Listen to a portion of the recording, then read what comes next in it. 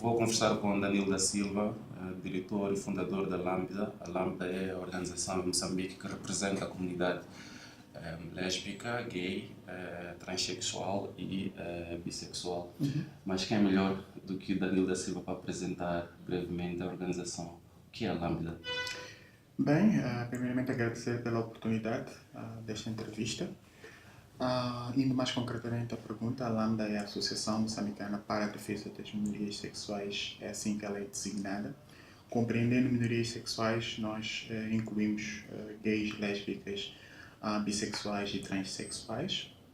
É uma organização da sociedade civil moçambicana, embora ainda não legalmente reconhecida pelo Estado moçambicano, tem estado a operar desde 2016, na altura da sua fundação,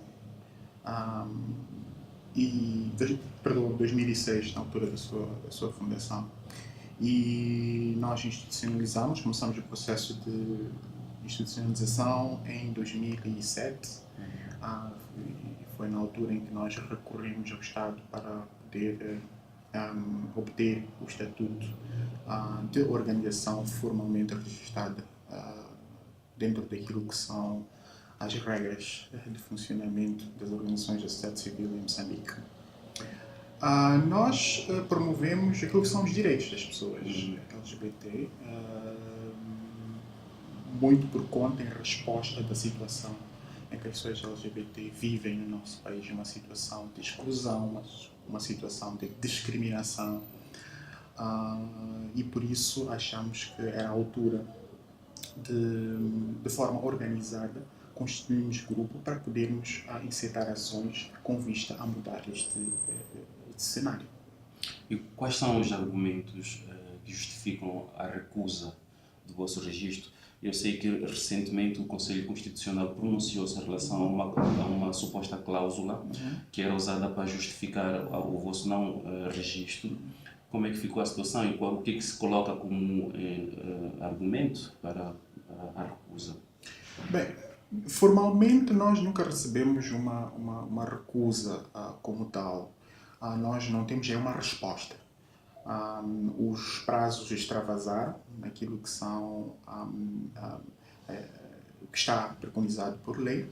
O Estado moçambicano nunca nos informou formalmente sobre o porquê da não resposta ao nosso pedido de legalização.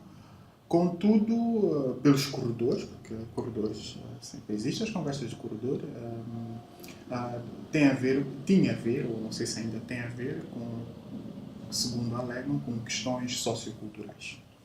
Bem, a nossa lei é clara quanto àquilo que são impedimentos para a constituição de associações, e nenhuma delas está inclusa questões socioculturais. Na verdade, para nós, isso não passa simplesmente de um subterfúgio para poder negar direitos a cidadãos. Esperamos que com o novo posicionamento do Conselho Constitucional, na qual se debruçou sobre o artigo 1 da Lei das Associações, que é uma lei bastante antiga e que está em processo de revisão, na qual esclarece que questões de moralidade não podem ser usadas como justificativa para poder negar direitos a nenhum grupo de cidadãos. O Conselho Constitucional não se debruçou sobre o caso da Lambda, mas foi uma posição mais geral. E eu acho que abre espaço para muitas outras organizações que podem ser vistas como organizações que estão contra uma suposta moral de alguns grupos. Possam abrir espaço para que elas possam, de forma legal, puderem exercer aquilo que é a sua cidadania, porque isto é uma questão de cidadania. Todo cidadão moçambicano tem o direito de poder, de forma organizada, reivindicar direitos, ser interlocutor com diversos atores, incluindo o Estado moçambicano. Tem conhecimento de organizações que estejam na vossa situação? Ou de grupos, enfim, que estejam numa situação similar à vossa? Há várias organizações em Moçambique e isso tem muito a ver com a lei das associações. A nossa lei das associações é bastante restritiva, é uma lei anti destituídos, posso assim dizer, porque ela é bastante elitizada, é bastante concentrada também, e atribui um poder demasiado discricionário para quem vai decidir, para o Estado. Na verdade, o direito à associação é um direito constitucionalmente consagrado. Ele não pode ser negado, ele só pode ser recusado naquilo que são os termos da lei. A lei é clara quanto àquilo que são os critérios de recusa, né? E, no entanto, porque o nosso ordenamento, a nossa forma, a nossa cultura de governação é bastante centralizada, pressupõe-se que as organizações têm que pedir uma legalização do funcionamento. Qualquer cidadão pode se associar, mas a questão que se prende é até que ponto o Estado pode manter-se em silêncio, porque recusar não pode, se os cidadãos estiverem, de alguma forma, preenchido tudo aquilo que são os requisitos. Então, eu acho que é uma discussão muito mais ampla, para além daquilo que é a questão da Lambda. Nós temos conhecimento que há várias organizações, principalmente no norte do país, no centro do país, que têm extremas dificuldades em poder se legalizar, porque não têm recursos, né, para publicar aquilo que são os seus estatutos no PR, ora porque o requisito da apresentação do registro criminal também que é centralizado, aqui a nível de Maputo, é difícil, constitui uma barreira para essas organizações, ou porque de alguma forma não granjeou simpatia por quem vai decidir sobre a sua legalização. Então eu acho que é uma discussão que deve-se tomar a fundo sobre como é que nós queremos promover essa cidadania, porque a forma das pessoas se organizarem e defenderem os seus direitos é uma forma de promover uma cidadania, e essa cidadania não pode ser limitada, só pode ser limitada naquilo que são os termos da lei. Vocês se constituem, embora não estejam legalizados ou registrados, se constituem em 2006 e começam a trabalhar a partir dessa altura, já passam aí mais de 10 anos. Qual é a avaliação que faz do progresso que vocês fizeram, né, no processo das vossas lutas em Moçambique? O que se pode reportar hoje como tendo sido o avanço, o progresso, enfim, da vossa existência e da vossa articulação no país? Bem, um dos grandes avanços que nós verificamos após a nossa constituição como associação, embora não legalmente registrada, é o facto de o tema da questão da homossexualidade, a questão da identidade de género, ser um tema que já começa a penetrar na esfera pública. É um assunto que já começa a entrar na esfera pública, já começa a ser debatido na academia de forma aberta. Figuras públicas já conseguem se posicionar favoravelmente aos direitos das pessoas LGBT. Em termos de políticas públicas, nós temos, no que tange à resposta nacional combate ao HIV, temos uma política que é bastante inclusiva, que foi fruto também da nossa interação com as instituições do Estado, como o CNCS, o MISAL, a aprovação de guias para a resposta de populações vulneráveis, como, por exemplo, as pessoas LGBT. A pressão que foi feita, embora não diretamente por nós, mas em parceria com as outras organizações da sociedade civil, para que o Conselho Constitucional se posicionasse relativamente ao artigo 1 da Lei das Associações e, acima de tudo, o facto de nós podermos, de forma resistente, estarmos a existir. Nós somos uma organização, somos visíveis, o nosso endereço é conhecido, ocupamos espaços e colocamos aquilo que são as nossas preocupações. Interagimos com instituições do Estado, algumas delas, que se mostram bastante abertas. Então, o facto de nós termos espaço e ocuparmos esse espaço e de resistirmos, de estarmos presentes naquilo que são a luta por maior visibilidade de direitos, só por si só já é um dado adquirido. embora não se queira reconhecer ou embora não se fale muito em público, a comunidade LGBT é extensa e ela existe em vários setores, não é? Setores, enfim, de todas as classes sociais. Eu queria fazer-te uma pergunta que tem a ver com a interseccionalidade entre as identidades e orientação sexual e a questão de classe, sendo Moçambique um país eminentemente, digamos, rural e agrário. Imagino que as comunidades LGBTs nos meios camponeses, etc., enfrentam outro tipo de problemas. Se compararmos com, enfim, pessoas que vivem em ambientes mais urbanos ou que tenham possibilidades, enfim, de renda mais diversificada ou mais qualificada. Qual é a análise que tu fazes nessa relação entre classe e identidade em Moçambique? Classe e identidade estão extremamente relacionadas, principalmente naquilo que é no acesso e exercício de direitos. As pessoas que são, de alguma forma, destituídas, que são LGBT, têm muito maior dificuldade em poder aceder a serviços, em sequer fazer-se ouvir e também em poder expressar aquilo que é a sua orientação sexual e identidade de género. À medida que o indivíduo vai ganhando uma certa autonomia econômica,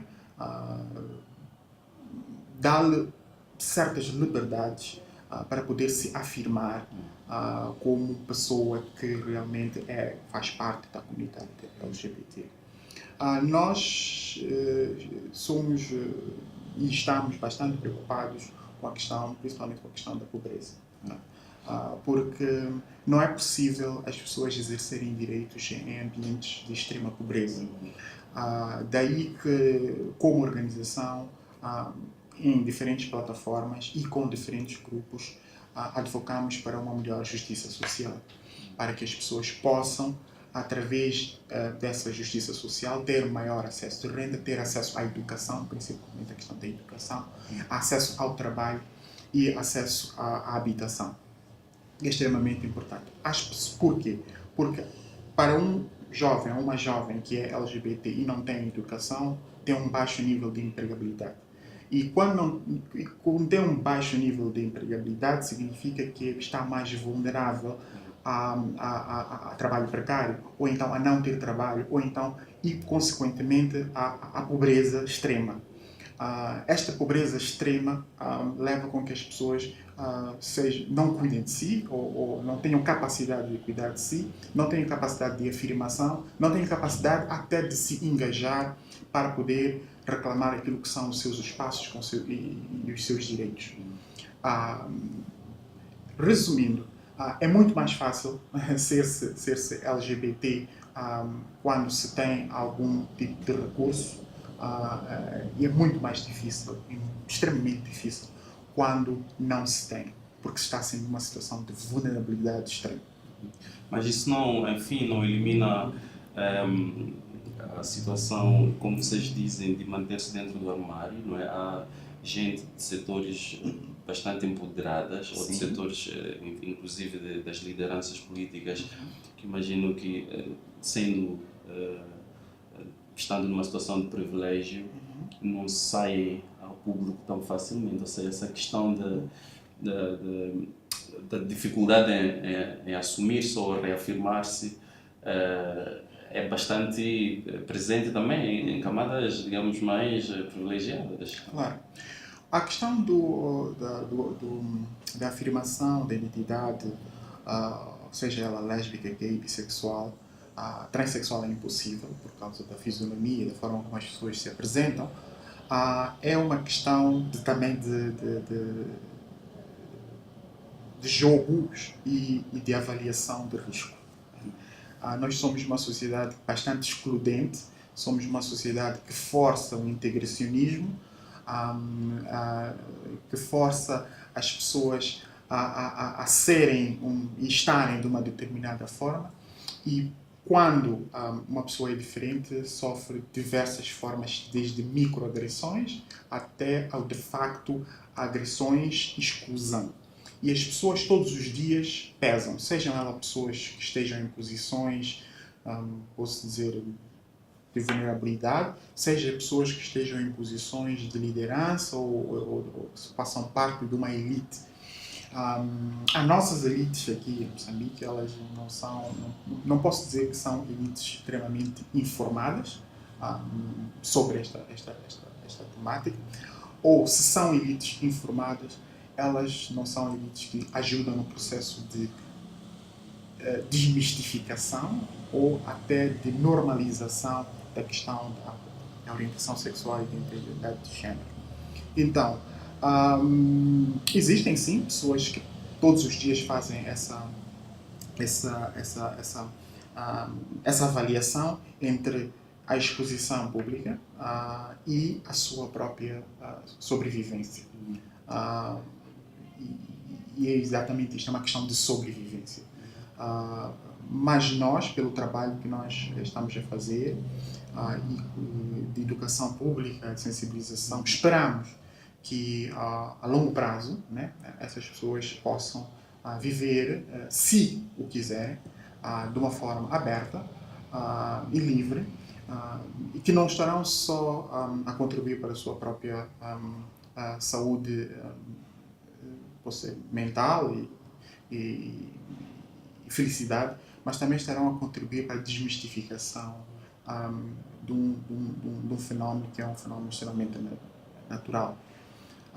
Já começam a aparecer pessoas, embora não sejam a este nível que eu estava aqui a dizer, de lideranças e de elites, mas já começam a aparecer pessoas que já começam a se afirmar por conta deste ambiente que vai se abrindo. Isto para nós é extremamente gratificante. Esperamos que estas pessoas possam, no futuro, estas tais elites possam no futuro se abrir. Não faz parte da vossa estratégia, enfim, de promoção do debate, engajar instituições como o Parlamento, mesmo que não seja a partir de uma representação na Assembleia da República, mas a partir de, enfim, ações de lobby, eu não gosto dessa palavra, mas enfim, não encontro outra neste momento, de maneiras que os deputados dos partidos com representação no Parlamento possam iniciar o debate internamente na Assembleia da República, sendo a Assembleia da República, digamos, o espaço mais importante de debate da vida, enfim, política e social do país. Bem, está dentro dos nossos planos este engajamento, e o passo que foi dado foi que nós temos a consciência de como organização bastante jovem, em termos de capacidade, não temos esta capacidade para engajarmos neste tipo de debate por conta mesmo da composição da nossa Assembleia da República, da percepção dos nossos deputados relativamente à temática. Porém, o passo que foi dado foi tentar perceber, há um estudo que foi feito aos deputados da Assembleia da República, das diferentes bancadas, sobre a sua percepção relativamente à questão da temática e como poderiam se posicionar relativamente à promoção e defesa dos direitos de todos os cidadãos, incluindo as pessoas que são LGBT. É um estudo que trouxe dados bastante interessantes, que nós esperamos usá-los ou incluí-los naquilo que serão as nossas futuras ações. Mas a Assembleia da República, os deputados e representantes dos cidadãos, sem dúvida são pessoas e é o meio de eleição para que nós possamos ter um debate muito mais abrangente, um debate que realmente vá provocar mudanças, não só a nível de legislação, mas até de comportamento geral da sociedade. É um trabalho a longo prazo, é um trabalho que já foi iniciado, conforme disse, com tentar perceber o terreno, o que as pessoas sabem, como é que as pessoas se posicionam e o que pode ser e quais são as suas maiores dificuldades em engajar-se profundamente neste tipo de debate. Eu sei que a Lambda e o Danilo em particular estabelece relações de, enfim, alianças com grupos fora do país, inclusive ganham prémios, tenho acompanhado. Eu vou chegar a essa parte da importância que tem uma articulação internacional, mas a nível do país, em Moçambique, que tipo de setores de luta a Lambda articula? Ou seja, articula articula a Lambda com, enfim, lutas camponesas, lutas feministas, lutas ambientalistas, enfim, e se não, por que razão? A Lambda foi uma organização que se alinhou bastante e continua bastante alinhado àquilo que é o movimento feminista, né? A luta por direitos das mulheres, uma maior igualdade, mais direitos para aquilo que são as mulheres.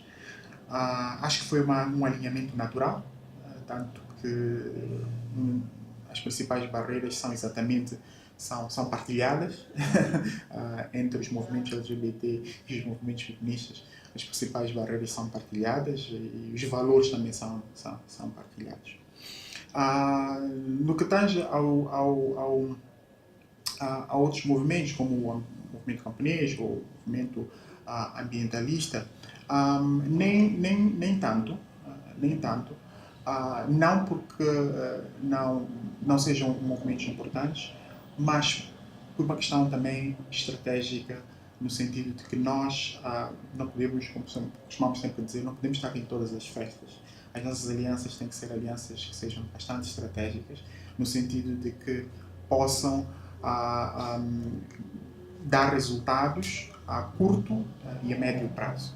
Somos uma organização bastante jovem, estamos a falar de mais ou menos 10 anos, com as dificuldades que nós temos de funcionamento e de capacidade técnica para fazer isso. Esperamos poder nos engajar nestes movimentos numa altura em que também possamos estar melhor preparados para fazer isso. De que forma a vossa visão internacionalista ajuda a fortalecer a luta localmente? Não será que, enfim, de forma que estabelecer relações com lutas similares fora do país ajuda a fortalecer a vossa luta aqui? É extremamente importante. As alianças internacionais regionais refiro-me à região da SADC, ou então as alianças continentais, o continente africano e além do continente, são extremamente importantes para a luta por direitos. Porque estas organizações, como um todo, temos uma só voz, e quando estamos em espaços de decisão, refiro, por exemplo, estamos na ONU, ou estamos na União Europeia, ou estamos em Addis Abeba, temos uma só voz.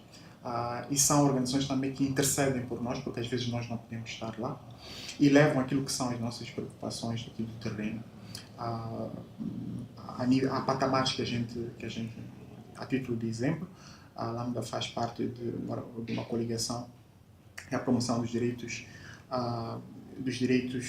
sexuais e reprodutivos, na qual neste exato momento está em Addis Abeba a fazer uma coordenação junto, né, à União Africana, uma ação junto à União Africana para garantir aquilo que são os direitos sexuais e reprodutivos das mulheres e das populações vulneráveis.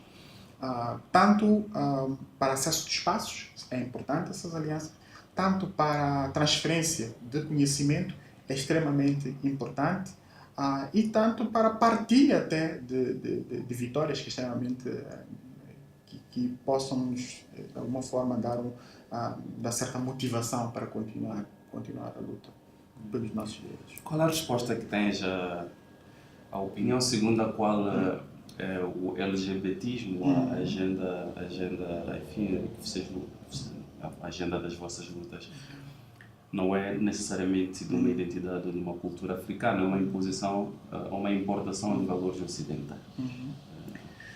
Bem, talvez seja por um desconhecimento crasso daquilo que a gente advoga. E eu acho que não são valores africanos. Quando nós falamos, por exemplo, de inclusão, não é um valor europeu. quando nós falamos de respeito pela dignidade humana, não é um valor europeu, é um valor universal. Quando nós falamos de não violência, não é um valor europeu, é um valor universal. Quando nós falamos de justiça social para populações que são discriminadas, não é um valor europeu, é um valor universal. As siglas, assim como a língua que estamos nós dois aqui a comunicar, foi-nos trazida, né? As definições foram-nos trazidas, sei lá, do eurocentrismo ou do ocidentalismo, mas os valores que são passados através delas são valores universais. A homossexualidade sempre existiu no continente africano. Embora não tenha o nome homossexualidade, pode ter um outro nome, mas é uma questão universal. Não se pode dizer que o respeito pela dignidade humana seja uma coisa externa. Todo homem quer ter direito à dignidade, independente da sua cor de pele, da sua origem, da sua filiação política, quer ter felicidade. Felicidade e respeito, isso são valores universais. E toda mulher. E toda mulher. Danilo, queres dizer alguma coisa que eu não tenha perguntado?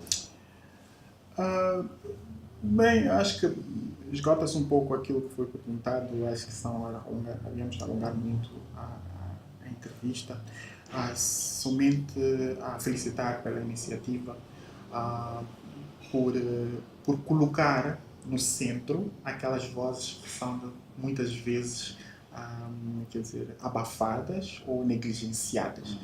Raramente são as iniciativas como alternativa, né, para que colocam as pessoas, o povo, as pessoas que fazem o dia a dia no centro das atenções.